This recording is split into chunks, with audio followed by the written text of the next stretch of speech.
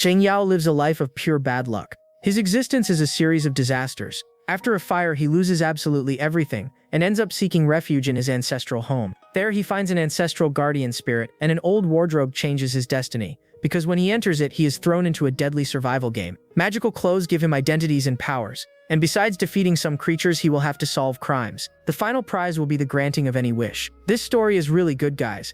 I bet you've never seen anything like it. The story begins with a gigantic building on fire, and the news says the cause may have been a short circuit. At the police station, the owner complains that he destroyed the house and will still have to pay the neighbors. She shows the phone with the absurd amount he will have to cover alone. Our hero Zhang Yao laments that he barely received his severance pay, and the money is already gone. Distracted, he doesn't even notice a mother with her daughter, until someone yells for him to be careful. Suddenly, a vase falls right on his head, throwing him hard to the ground. To top off the misery, he sees that his phone screen is completely shattered from the fall. Think of an unlucky guy. Already without hope, he says that his name is Zhang Yao and that his life has been a disaster since childhood. In school, the dog ate his homework, and at work, every company he joined went bankrupt. But tired of everything, he finally arrives in front of an old gate and decides that this is the place. He remembers that his father said this was the ancestral home of his family. Since he has no money to rent anything, he thinks about cleaning it up and staying there anyway. But inside, the place is falling apart, and he even doubts the house will hold up.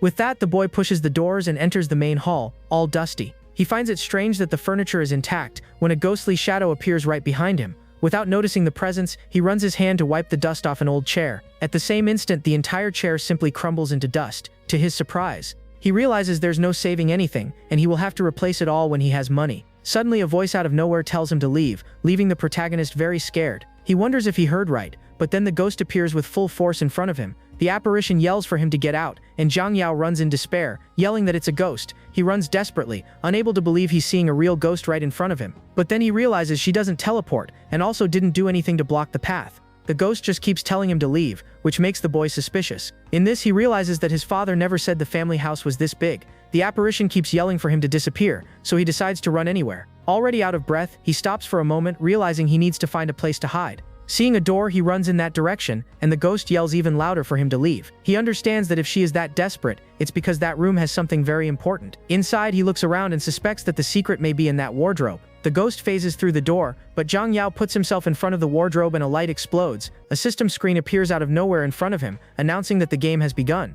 Zhang Yao wakes up a bit dizzy, recovering from the flash and not understanding where he is. He finds himself in the middle of the street and wonders how he managed to get out of that house. Then a system voice congratulates him for entering the game, leaving him even more confused. Suddenly, a hand grabs his shirt tightly, and he asks if the person is crazy. It's the ghost, now in human form, who yells at him for messing with other people's things. He thinks to himself that in the end, that ghost isn't even that scary. In fact, he thought she was cute. This guy is shameless. Outraged, the girl yells that he is the ghost, and his whole family too. She then introduces herself proudly as the guardian spirit of the Zhang family. He doesn't understand and asks why she doesn't protect him, since he is also a Zhang. But the girl says that without the family inheritance, he's just any random member. Zhang Yao becomes thoughtful, trying to understand what family inheritance that would be. In this, a guard appears yelling, asking what class they are from and where their uniforms are. The boy finds the question strange, but the girl is shocked to realize the guard can see her, and a system notification warns that he has unlocked the Zhang family wardrobe. The system says he can choose an outfit, but must not be caught by the teacher. He then realizes that the wardrobe is actually a game item.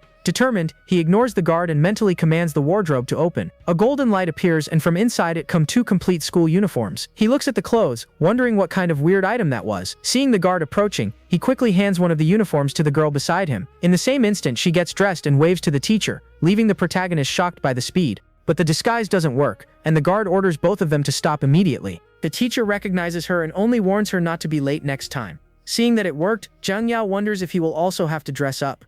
Pressed by the guard, he gets dressed and turns into a schoolgirl. A girl in quotation marks, right? The guard becomes furious, yelling that boys cannot enter the girls' school. Cornered against the wall, he realizes the plan went very wrong and the scene changes. Suddenly, he transforms completely into a girl with rabbit ears. Now he really became a girl. This story is getting weird. The guard takes on a ghostly aura, but only asks why they are still out there instead of in the classroom. Zhang Yao understands that the uniform even changes his gender, and I know you there thought about the possibilities of that power. They find the right classroom, and he admits that each item in that wardrobe is very useful. Suddenly, a whip hits his back hard, making him scream in pain. A sinister teacher asks why she still isn't in her seat, since the bell is about to ring. Now seated, he still complains about the pain while the ghost seems to not care at all. The teacher, with a whip in hand, asks with a smile how they learned the rules. With a whip strike on the board, she orders our protagonist to read the rules out loud to the class. On the board, the rules appear: don't be late, don't whisper, and don't wear strange clothes. He finds it very bizarre to have to study the school rules, wondering what kind of place that is. The bell rings again, for a little later at night. Going up the stairs, he complains that he's never seen a school where you have to go to the dorm after class. The ghost girl then asks what happens if they break those boring rules. With a serious look, she warns that if they do that, something very scary will happen. If they break the rules, they'll suffer the punishment of hearing Justin Bieber for 30 straight minutes. In the hallway, they meet two other girls,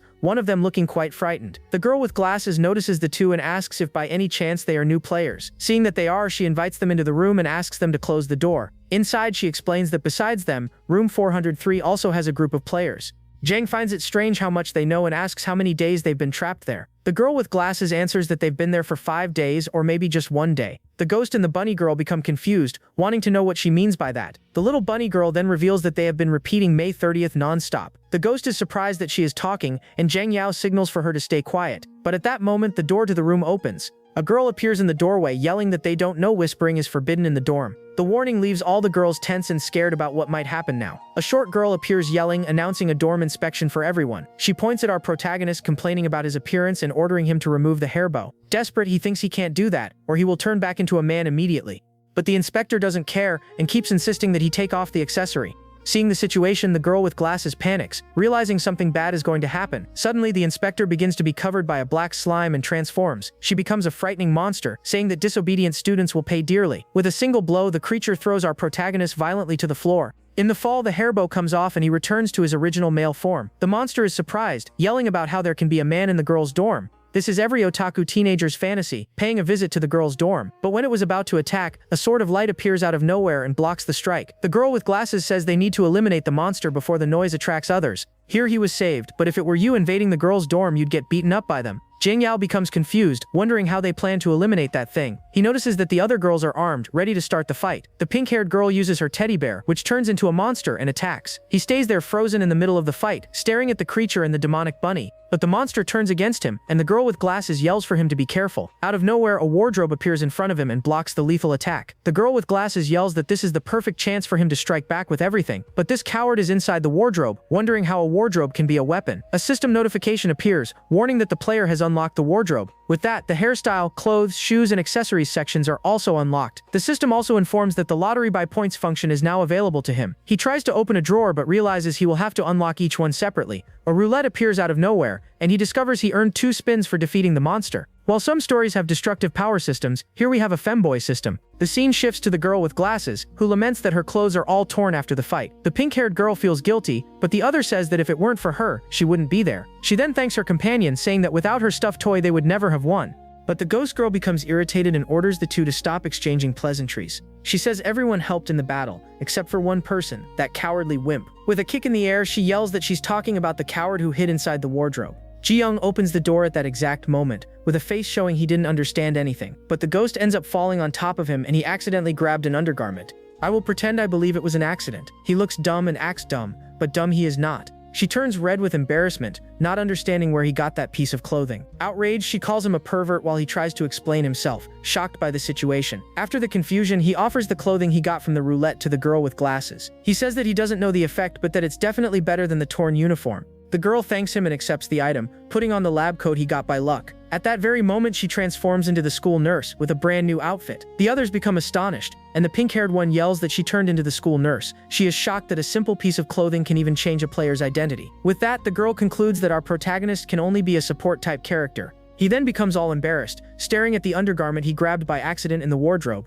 Jang starts imagining the effect of that clothing on the girls, turning completely red. For those who doubted this guy was shameless, now you're certain. But soon after, he becomes disappointed when he learns that the 3 of them wore it and nothing happened. The ghost girl agrees it was a huge waste of time, and the others become embarrassed. Since it didn't work on them, the ghost suggests that the protagonist himself should try using it, climbing on top of Jang. For this scene, I'll leave it to your imagination. The nurse then returns, saying she tested the clothing and can now go out without being caught. She takes the chance and announces she will investigate the entire school during the night. The pink-haired girl asks to go with her, telling her to say that she is sick. The nurse asks if she isn't scared, but the girl says she's more worried about her. Suddenly, a noise at the door draws attention, and two girls fall into the room in a scene with no fan service at all. The ghost girl immobilizes the newcomer, while the nurse asks who she is. The system then reveals that the girl is Lu Xiaoyue, the president of the student council. The nurse becomes surprised, realizing she found another high-level character. The president says she heard the conversation and that she also can move freely around the school. With that, the group split up, and the nurse announces that a new cycle begins at midnight. Alone, they hope to find some important clue during the night. In the hallway, the president and the ghost are greeted by other students at the school. The ghost warns that the president violated the rules and that now she needs to talk to her in private.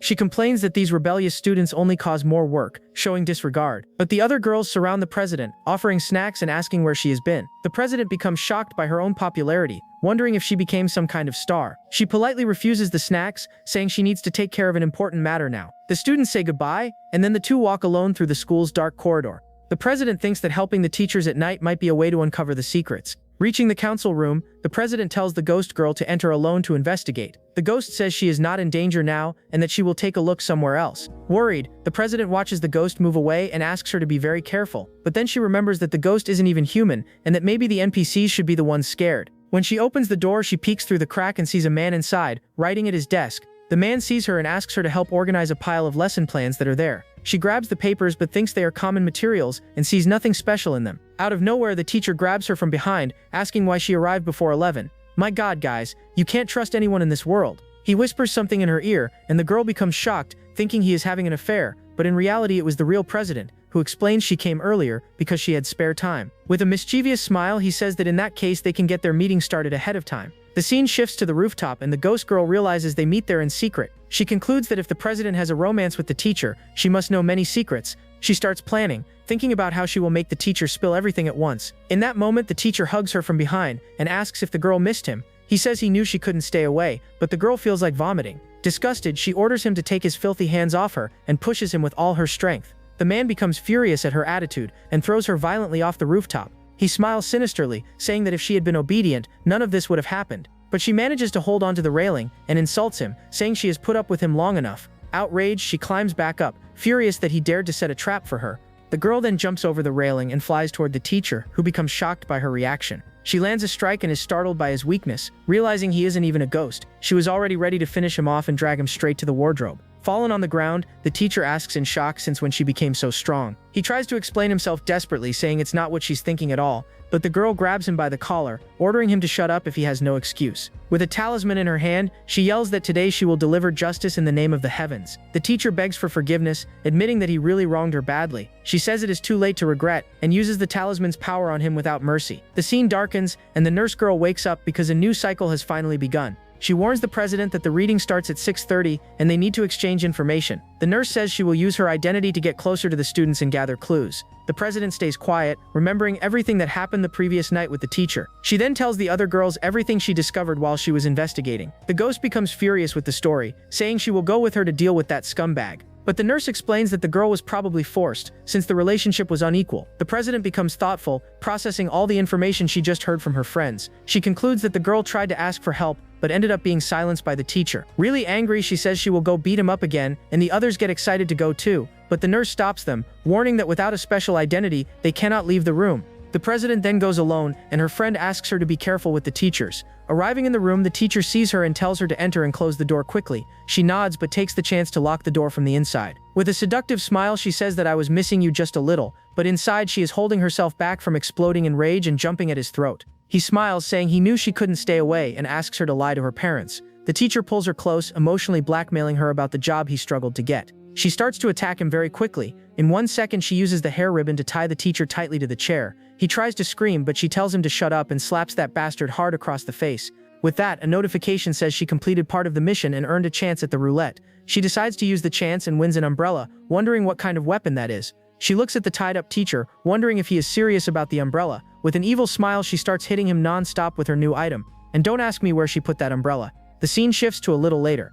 An hour later, the nurse complains that the points didn't increase, and the mission didn't advance. She then turns to the ghost and warns that if she keeps hitting him, she'll finish him off. But the ghost says that if beating him advances the mission, why not devour him at once? The president doesn't understand, and the ghost explains that devouring means using her method to erase him. Suddenly, the president gets a brilliant idea and says that now she understands everything. The next morning, a teacher yells at the students, telling them to run so they won't be late. He sees a group of girls standing still and asks why they are all crowded there. It's the teacher with the whip, who sees a poster on the board and asks who put that mess up. She rips the poster down and threatens the person who spread the rumors, sending the others to class. But the president stops her, asking how she knows it's a rumor without investigating first. The teacher recognizes her, and the two stare at each other with a challenging smile. The nurse arrives from behind with a scalpel and tells everyone to listen to what the president has to say. The president steps onto the bench and publicly denounces the teacher for forcing her into a relationship. The students become shocked at the revelation, finally understanding why she was always called to the room. The system announces that the progress of the main mission has increased and congratulates the host. She smiles, thinking that social death is the best way to destroy a hypocrite like him, but she quickly realizes that the mission is still not complete, and that maybe this isn't enough. The whip teacher hugs her, asking why she didn't tell anyone about something so serious. She then says she will stand by the student and invites her to go to the principal's office. The two walk together, while the nurse watches from afar, somewhat worried. They reach the door of the principal's office, ready to demand an explanation.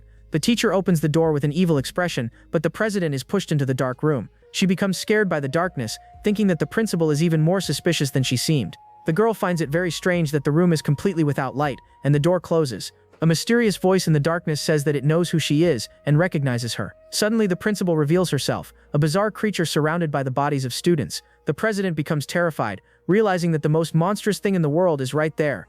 The principal tries to calm her, asking her not to make trouble over such a trivial matter. But the girl becomes furious, yelling that having a teacher like that in the school is not trivial at all. Seeing that she will not yield, the principal prepares for the attack and assumes her monstrous form. She says she will personally discipline the disobedient student who dared challenge her. The creatures grab the girl, and she remembers a story about students who disappeared. Trapped, she thinks that if no one arrives soon, she will have to hide in the wardrobe. Suddenly, the door of the room explodes open, clearing a path for unexpected help. The ghost appears furious, complaining that out of 10 explosive talismans, only one worked. She grabs the president and yells for her to run unless she wants to die right there. The principal orders them not to run, and the two sprint down the dark hallway. The creature becomes enraged, saying that students like them should not exist in that school. The shadows of the monsters begin chasing the two, yelling to catch them no matter what. The ghost realizes there are too many spirits coming, and that the others won't be able to hold them back. She pulls her friend and tells her they should go up the stairs to try to escape the pursuit. On the rooftop, the whip teacher scolds the president, calling her reckless. She accuses the girl of dragging a promising teacher into trouble, ruining his career. The teacher then thanks her for the support, but the whip teacher says she just can't stand rebellious students. The ghost realizes the teacher is arrogant because he has connections, and she already prepares another talisman. But the president stops her, warning that there are many monsters on the other side of the building. She says she will take the blame so they take her, and her friends can survive. She becomes furious, thinking that the victim did nothing wrong to have to admit guilt. With a confident smile, she shows the photos she took, and says she has something even better. The monsters rush toward her, but the president yells for her friend to take the chance and go. Suddenly, the girl begins to shine, leaving the president confused by that light. In an instant, she transforms, and the president realizes she is the real Lu Xiaoyu. The teacher tries to attack from behind, but the president warns her friend to be careful. With a simple snap of her fingers, she scatters all the shadows and saves her friend from the attack. The ghost becomes impressed, saying she has never seen a resentment so powerful like that. She yells at our protagonist to get out of the way because she is the strongest ghost in the world. The real Xiaoyu hands a talisman to the president and ignores her, walking toward the boy. He says she is the true strongest ghost, because she is the master of that place. He explains that that is her nightmare, and that he only wanted to help her be happy. With a smile, she praises him for being very intelligent, and for discovering her entire plan. The scene changes, showing the girl alone on the rooftop, wondering why no one believed her. She remembers that everyone blamed her, and in despair she ended up falling from the rooftop. Returning to the present, she thanks him for the help and kisses him as a form of gratitude. The ghost watches the scene from afar, feeling very jealous. With the nightmare resolved, the ghost begins to fade little by little from the rooftop. She reaches out her hand to our protagonist, who tries to reach her, but it is already too late. Suddenly they are transported to a dark place, not understanding where they are. The system congratulates the player for completing the missions and clearing the game successfully. He becomes confused, wondering if that really counts as completing the mission. Then, the system says he received a thank you gift from the master of the world. The ghost becomes outraged, wondering why only he got a thank you gift. When he opens it, a complete bunny girl costume appears shining in front of him. This system is a clown too. Zhang becomes irritated for only receiving girl clothes, and the ghost teases that he has a fetish. She encourages him to try it on, saying that a gift from the master must be powerful. I think this is going way too far, but he refuses, so he suggests that she could try the outfit herself. She becomes all red and refuses immediately, saying she would never wear something so strange. Suddenly the boy feels dizzy and asks her not to do anything for now. A portal opens under him and starts pulling him in. To the ghost's surprise, she manages to grab his hand in time, trying to keep him from being taken away. A tunnel of time and space opens, and the system announces that the points scoreboard has been unlocked. the two are pulled upward, and the system congratulates the player for the ranking update. He becomes shocked to discover that all those ghosts were only from the beginner stage. A mysterious voice warns that the game is dangerous, but the reward is more precious than life, and the player who clears all the worlds and reaches first place in the ranking will receive a gift, a rare and mysterious gift, capable of granting any wish a person may have. The ghost thinks that no matter what the wish is, it might truly become reality, so the boy decides that it's not enough to just clear the game, he must be the first. The ranking shows that he is in position 677, and the ghost is in 608, one below him. Suddenly, a strong flash appears in front of them, blinding both of them. He wakes up back in the ancestral house, wondering if he finally returned to the real world. The boy celebrates relieved, happy for having managed to escape that crazy game, but to his surprise, he sees the ghost floating there, and panic hits him immediately. A system notification warns that the next game will open in 1 day, so they should prepare. The ghost becomes furious, yelling that cursed game seems like it will never end. She uses her powers and ties him up, but he tries to calm her down, saying that they are still a team. She brags, saying she didn't even use 10% of her strength in that stupid game, but he breaks free and realizes that maybe the game had some kind of power restriction. The ghost seems to understand that too, wondering if that was the restriction she felt. She starts flying around the house, and he follows her, asking where she thinks she's going. They reach a room full of talismans, and he wonders what that is. The ghost tries to touch the talismans, but gets shocked hard and screams in pain. He holds her and realizes it still doesn't work, even with her trying with all her strength. With her hand on his chest, she says that now it's his turn to try his luck. He steps closer, and when he touches the talisman, his hand begins to shine. The ghost looks at him with bright eyes, completely shocked by what she is seeing. She sees him in a different way, as if he were another person, and is left speechless. With tears in her eyes, she calls him master, recognizing his true power. She hugs him emotionally, saying that her master has finally returned home. He becomes completely confused by the situation, wondering if she is talking to him. The ghost steps back embarrassed, and wonders why his aura is now only his own. He doesn't understand anything she is saying, and asks what the aura clearly was. All flustered, she looks away and answers that it was nothing important, for him to forget it. She says she was silly to confuse him, since it is normal for him to have a trace of the aura. He turns to the altar and reads the name of the patriarch, finding the name very familiar, but she becomes irritated, yelling that he has no right to say the master's name. The girl complains that the clan decayed, for having descendants who don't know their own history. He becomes shocked, wondering if the clan leader could really control ghosts. With a kick, she yells that she is a guardian spirit, and not any random ghost. They look at the empty room, and she complains that there is nothing there besides the altar. She laments because only the master could suppress her power, and she thought he had returned. He becomes excited, asking if his father and grandfather are also around somewhere. She scolds him, asking if he thinks someone can simply skip reincarnation. He looks at the broken phone and realizes he spent almost 24 hours in the game without eating. Desperate, he yells that if he doesn't eat soon, he is the one who will reincarnate from hunger. The scene then changes to an empty street, showing that they went out to look for food. Eating, he asks how she, being a ghost, can stay fine under the sun. She flicks his forehead, reinforcing that she is a guardian spirit, not a haunting. She thinks that before she couldn't leave the house, but now that he lives there, she can move. While eating, he searches on the phone, but doesn't find any clue about the game. Suddenly, he finds a news article about the girl from the game, Lu Xiaoyu. Shocked, he wonders if she really existed in the real world. The scene changes to a bus running at night, and he is inside. Thoughtful, he convinces himself that he has no connection with her, so the police won't talk to him. The bus stops at the stop, and he and the ghost get off right in front of the school from the game. He understands that it probably isn't just a game, but something much more serious. The scene focuses on the school's clock tower, and a strange energy begins to surround them. Suddenly, he wakes up tied to a bed, and the system welcomes him back. He understands that the 1 day of preparation the system mentioned starts counting from midnight. Looking around, he realizes the place looks like a psychiatric hospital. He wonders if he has to pretend to be crazy, but he doesn't know how to do something like that. He notices someone coming in and sees a nurse with a syringe in her hand. The nurse approaches him and he becomes terrified, not knowing what she is going to do. He recognizes her as Sen Linlin, and she asks him to stay quiet so they won't get caught. Dressed as a nurse, she explains that the card he received must be a patient card. He says he didn't even have time to look, and she says his name should be on the ID card. A system screen appears with his data, but the diagnosis part is blank. Someone calls the nurse from the room next door, and she pretends she is medicating the patient. A masked doctor appears and says the nurse's face doesn't look familiar. The girl becomes all nervous and stammers, saying she is new there and just arrived. The doctor throws her against the wall, saying that because she is new, she is slow in her tasks. She complains that the girl doesn't know how to smile, and that this will drive patients away from the hospital. With a syringe in hand, the doctor says she will have to retrain her personally. Through the crack in the door, the boy complains that the bed restraints are too tight. He sees the doctor approaching his friend and screams desperately for her not to do that. But the doctor ignores him and says it is a punishment, injecting the liquid into the girl. She steps away, reminding the nurse to keep smiling, or everyone will be unhappy. After the doctor leaves, the girl returns to the room, seeming to be in a strange state.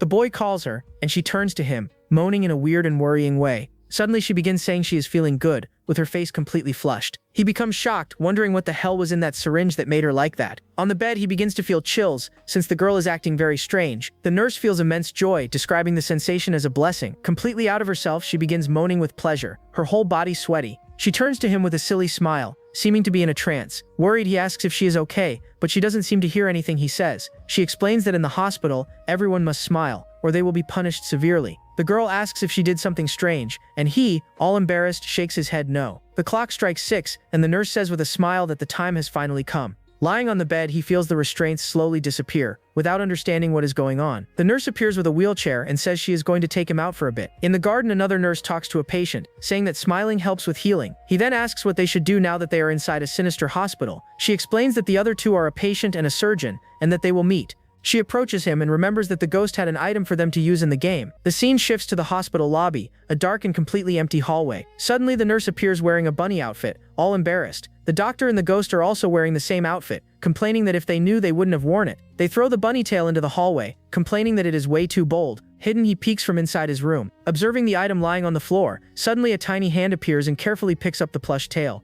The boy leaves the room and comes across the little girl sitting there, holding the item. He finds it strange that she isn't smiling and tells her that the bunny tail belongs to him. The boy asks if she liked it, but the little girl only stares at him in silence. He thinks that he cannot expose his group, because he still doesn't know who that girl is. To cover the situation, he then decides to give the bunny tail to her as a present. A voice announces that the visiting time is over, and he laments not having found any clue. Our hero points to his room and tells the little girl that he is going back first. But suddenly, the girl jumps onto his back and holds him tightly. Hidden, the ghost becomes irritated, wondering why he is getting involved with others. He asks what is wrong, but the little girl stays silent, only hugging him. Without getting an answer, he starts to suspect that maybe the girl is mute. He then asks her to let him go, and the girl obeys, stepping a little away from him. Jang feels haunted, seeing the dark footprints leading to the mysterious little girl. With her braid holding him, he says he is going back to the room and that she should go too. Already at the door, he tries calling someone, but the girl remains standing right behind him. She then stares at another patient in the hallway, who warns that that is a single room. The other patient transforms into a monster, screaming furiously about what a single room means. The boy and the girl freeze in fear, not knowing how to react to that thing, but the blonde girl's eye shines with a golden cross. Upon seeing those eyes, the nurse runs away, and he finds it strange. Jing then realizes that the nurse seemed very afraid of that silent little girl. The boy laments, thinking that once again he got involved with someone very dangerous. The girl pulls him by the hand into the room, and he already senses that the night will not be calm. Tired, he decides to forget the confusion and sits on the bed to rest a bit. Seeing the girl sit beside him, he asks if by any chance she wants the bed. Embarrassed, he grabs the pillow and says that she can take the bed, because he will sleep on the floor. The little girl only keeps looking at him while he settles down on the floor of the room. Out of nowhere, she lies down beside him and hugs him, leaving the boy completely confused by her action. He finds it strange that the girl sleeps that way, and begins to get a little suspicious. Afraid, he wonders if she won't rip his head off while he is sleeping. He decides that he needs to stay alert, but ends up falling asleep without even noticing. In his dream, red chains appear out of nowhere and bind him with great force. He realizes that the chains are alive, and that they are draining all of his energy. The chains break into pieces, and he wakes up, still feeling the effect of the nightmare. Suddenly, the little girl appears in front of him, looking like another person, with red eyes. She throws him against the wall with absurd strength, showing her hidden power. With a threatening look, she asks if he is the silent chosen one. Jang wonders if this girl is Momo, and who she really is. Holding a knife, she calls him trash, and approaches with a very intimidating look. The girl attacks him without warning, yelling for him to die, catching the boy completely off guard. The wardrobe appears out of nowhere, and protects him from the attack, blocking the girl's strike. Desperate, he runs to the wardrobe and screams for help, trying to hide. He believes that if he manages to hide inside, he will finally be safe. He closes the wardrobe door and peeks through the crack, surprised that it actually worked. Inside, he panics and screams, realizing that this is not his wardrobe. But the girl appears with him, asking if he thinks that just hiding is enough. Suddenly, he notices a bunny headband right beside him, which leaves him confused. The girl stands there in front of him, only watching him in complete silence. He grabs the headband and, all awkward, asks if she by any chance likes that item. He then offers the accessory to her, and she holds it with both hands, seeming to like it. With that, she puts on the top part of the outfit and returns to normal, to the boy's surprise. He understands that the outfit was for her, so he says that the bunny costume now belongs to her. With a smile, the little girl hugs the new outfit, seeming very happy with the present. Seeing the scene, he gets the impression that she really liked the costume a lot. But out of nowhere, the girl jumps on him again, hugging him tightly once more. The system warns that he has met Momo and unlocked her affection level. The notification explains that high affection can have unexpected consequences in the game. Her profile appears, revealing that Momo is an S-rank patient with identity disorder. He finally understands that that other version was Momo's second personality. Carefully, he asks if she knows she just transformed into someone else. The little girl looks at him and answers softly, calling the other personality her older sister. He is surprised, realizing she can speak, and gets confused by the term older sister. Momo grabs the bunny outfit and says that that is her older sister's costume. He remembers the aggressive personality and realizes she is the murderous bunny girl. With a smile, the girl says she feels very comfortable near him and falls asleep. In her thoughts, she remembers her other personality telling her to stay away from men, but she ignores the warning because he was the one who brought her sister's outfit back. In a vision, the other personality appears alone and vulnerable, suffering in the dark. She believes that with the outfit back, maybe her sister won't suffer as much. Besides that, she feels very comfortable and safe near that gentle boy. The other personality appears with a protective expression, saying that no one can hurt him. The scene shifts, showing a bizarre creature in the hallway. The system warns that Momo's favorability has increased, and that he earned 5 more lottery chances. He decides to use his chances on the roulette, but gets scared by the variety of bizarre items. With the new items, he is shocked by a specific piece, and wonders if that is even allowed.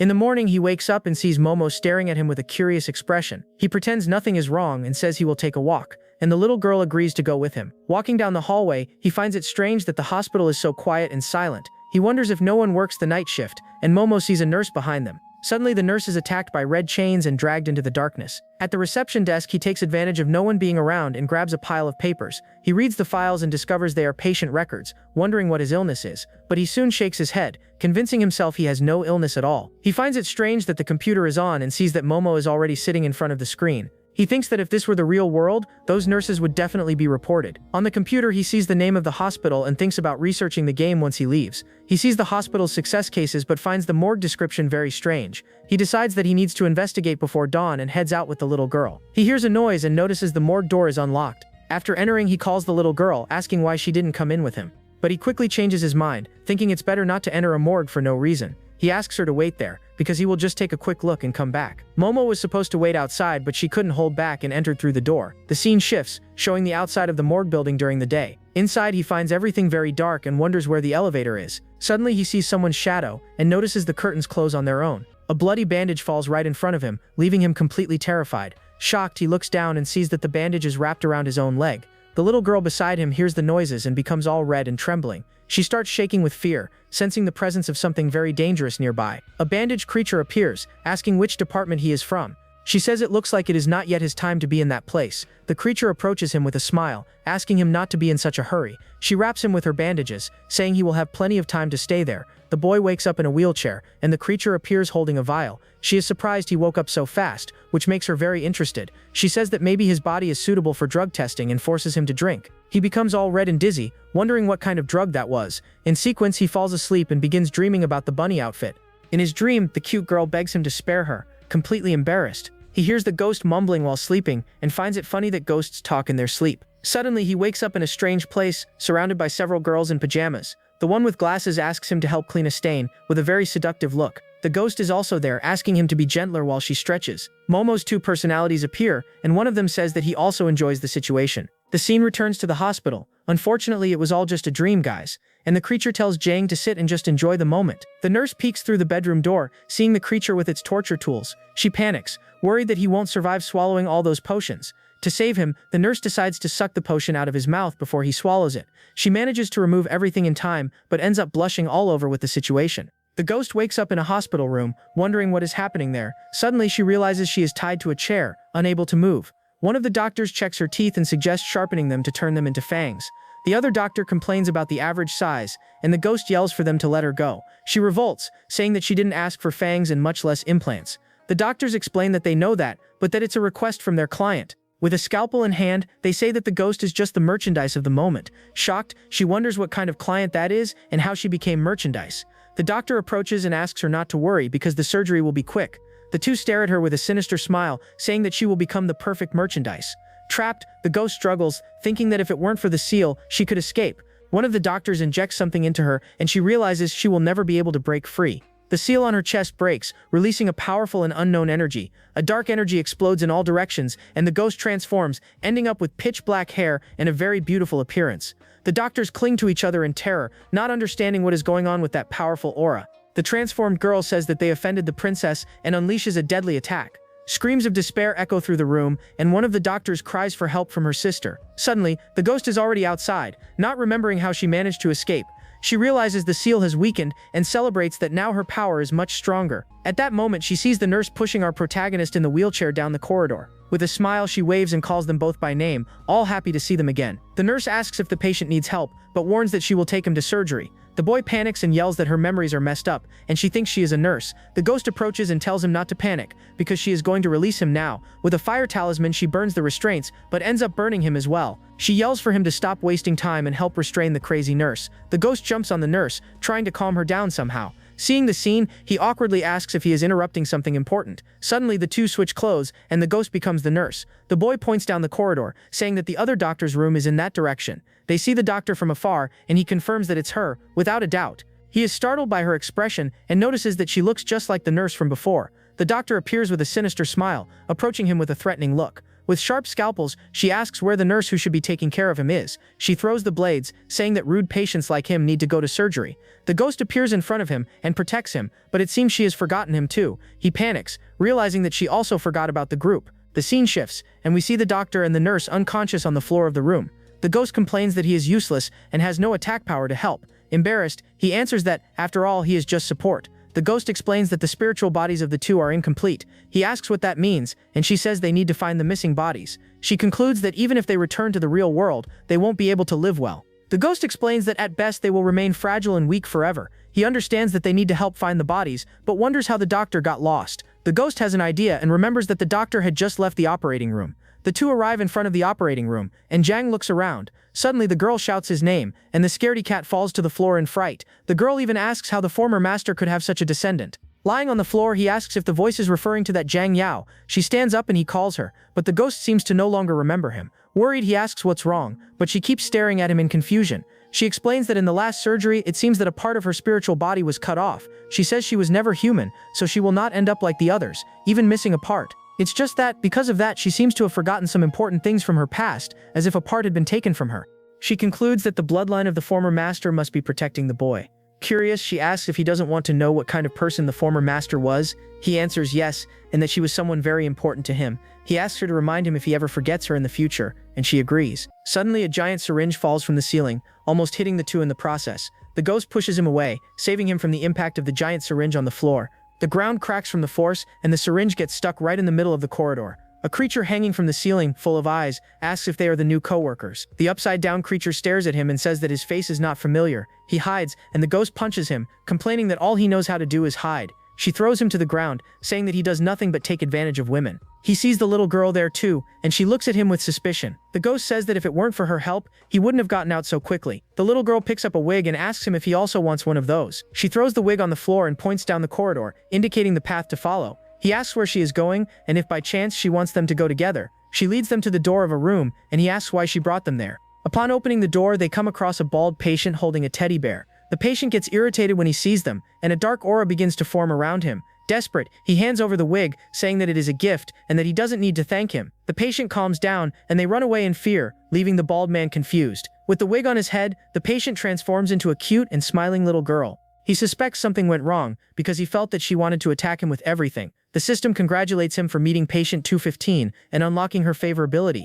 He gets excited upon learning that he gained another lottery chance and spins the wheel again. The ghost complains that his wardrobe is not decent at all, full of strange items. With a smile, he asks if the little girl knows who needs those things. He then decides that he will test the items on each of the hospital's patients. He gives a little shoe to one patient, and the ghost gives a piece of clothing to another. With the new items, they walk through the hallway, helping all the patients they find, but in the end, one of the patients ends up being trampled by the ghost, making him worried. Jane continues unlocking the favorability of several other patients in the hospital. After handing everything out, he decides that he will search the other buildings of the hospital. He celebrates, saying that he never thought the things in the wardrobe could be used like that. The system congratulates him for unlocking a side mission, leaving him very confused. Suddenly, he sees several patients watching him from afar, through the hallways. The ghost approaches and anxiously asks if the mission has already been completed. He explains that two are still missing, even after they went through all the rooms. Momo appears and hugs him from behind, making the ghost jealous of the scene. He is surprised by her presence, and the ghost gets even more irritated with the situation. A notification warns that a patient's favorability dropped, making him worried. The ghost gets embarrassed upon realizing that the patient was her, and that the system caught her jealousy. She tries to pretend, saying that she is not jealous, just irritated with that scoundrel. He has an idea and realizes that the two missing are the doctor and the nurse. They go to the room and find the two tied up, appearing to be in a strange trance. He panics, wondering how he will gain favorability with them in that state. The ghost suggests doing something to make them happy, and he is unsure what to do. With a snap of his fingers, he uses his powers to create a relaxing illusion for them. In her dream, the doctor relaxes in the water, feeling all of her worries fade away. Suddenly, a bright light appears and kisses the doctor, and we can already imagine who that silhouette of light belongs to. The doctor wakes up startled, and he celebrates that she finally returned to normal. He turns to the nurse, who is still in a trance, and the doctor shouts her name. The two face each other, and the doctor tries to wake her friend, who is still trapped in the illusion. The doctor wonders if she was awakened like that, and the ghost confirms that yes. She explains that Momo said that removing their smile would wake them immediately. The doctor wonders about the last part of the dream, and what the nurse must be dreaming about. He wakes the nurse, who becomes all embarrassed upon seeing him there, and he unties her. She turns away, still flustered, and thanks him for trying to save her from the potion. He tells her not to worry, because they will find a way to restore the bodies. With a blushing face, she asks if in the dream he saved her from something. He gets confused, saying that he only helped exercise her facial muscles. She approaches and says that in the dream he stopped her from having a meal. With a sinister smile, she attacks him, and he realizes that the situation got really bad. She tells him to go to hell, but the ghost realizes that the one who woke up wasn't the nurse. With purification talismans, the ghost casts a spell to exorcise the spirit. The talisman hits directly, and the doctor appears to check if the boy is okay. He explains that he wasn't hurt, and that he is resistant to drugs, so it wasn't a big deal. The ghost says that the nurse's body is incomplete, and that the ghost doctor took advantage. A voice threatens, saying that if they continue with the mess, the pink-haired girl dies. Momo appears and warns that the ghost has already fused with the nurse a long time ago. He refuses to give up, but the ghost says there is a way to purify the soul. She asks him to extend his hand, preparing to perform a risky ritual. She makes a cut on his finger and begins to lick it, leaving the boy completely flustered. Suddenly, they are transported into the depths of her spiritual body. She says that she will charge a payment for having helped him, and kisses him without warning. The scene returns, and he sits there thinking about the kiss he just received. He complains that he didn't absorb power, and she explains that she needs to drain his energy. She teaches him how to feel the spiritual energy flowing inside his body. He manages to feel the energy, and the two merge into one spiritual body. The ghost begins to feel intense pleasure as the fusion completes. The energy flows between them, and the ghost seems to be enjoying the sensation a lot. He celebrates that she is back to normal, but she kicks him, telling him to stop. She tells him to forget what happened and inject the purified energy into the nurse. With the energy of the Jiang bloodline, the evil spirits will surely be repelled. He injects the energy and the nurse begins to scream in pain, feeling her body burn. The system warns that he completed the mission and gained the support of the hospital residents. He wonders if, as the new director, he can order the ghost doctors to open the doors. The scene changes, showing a woman complaining about the drop in satisfaction among VIP patients. A woman tells them to come in, but the receptionist gets scared and asks how they got in there. Momo appears and orders the woman to leave immediately, using her chains to attack. The receptionist is shocked, wondering how she could have helped the enemy group. Momo says that her sister wants her dead and attacks her with a powerful strike. Fallen on the floor, the woman begins to scream for help, begging for someone to assist her. A notification warns that the hospital director has disappeared and the election will begin. He gets excited, saying that he will be elected the new director with 100 votes at once, but the system scans him and says that he is not qualified to participate in the election. The ghost asks if he doesn't have an item that can change his identity. He then enters the wardrobe and begins to search for something that might help. He finds an item he hadn't managed to give to anyone and realizes that it was for him. With the new item, he transforms into a black-haired nurse with pigtails. Confident, he says that now it will definitely work and the election will happen. The system congratulates him on the election and appoints him as the new hospital director. He wonders if, besides the hospital, there are other areas to explore outside. He asks Momo if she wants to leave, and if he opens the gate, she will go away. He says that if a hospital can't save people, it's better for them to leave. The ghost gets jealous, wondering why he becomes so popular when he dresses as a woman. As the new director, he invites everyone to follow him out of the hospital. The system congratulates him for clearing the game and warns that the bond function has been unlocked. Inside the wardrobe, he finds it strange to see the items he had already given to everyone. Next, the system explains the sad story of the little bunny girl and the bond with Momo. The boy gets confused, but the ghost understands that this is like a spiritual contract. Afterwards, a notification says that he gained the trust of 100 spirits and a reward. He then asks what a contract spirit is, and if he can still see them again. But when it was about to explain, the floor breaks and the two fall into total darkness. Our protagonist wakes up on the ground, lamenting that another crazy game has ended. Then the ghost appears and immediately recognizes the brush he received as a reward. She grabs him desperately, telling him to go to the office to get ink and talisman paper. The guardian is sure that this is the master's brush and that it must have magical power, but he can't draw anything, and she accuses him of making a very ugly talisman. Annoyed by his uselessness, she suddenly feels a strong pain in her chest. The ghost doesn't understand why her spiritual body still hasn't fully recovered. The boy then realizes that his energy can help, but that it wasn't enough. Embarrassed, she throws herself on the floor, telling him not to even dream of that, which confuses him. Out of nowhere, the protagonist screams in pain, feeling a strange energy take over his body. The guardian doesn't like his expression and her spiritual body begins to shine. Awkwardly, he asks if the energy he transferred still wasn't enough. Outraged, she shouts that the problem isn't the energy, but that it is insufficient. She stares closely at him and asks if he is the one who can't do it right. And so we finish the first part of this story. If you want me to bring part 2, comment below. MC Sortudo. I'll leave 2 video recommendations from the channel that I'm sure you'll like. See you later, everyone.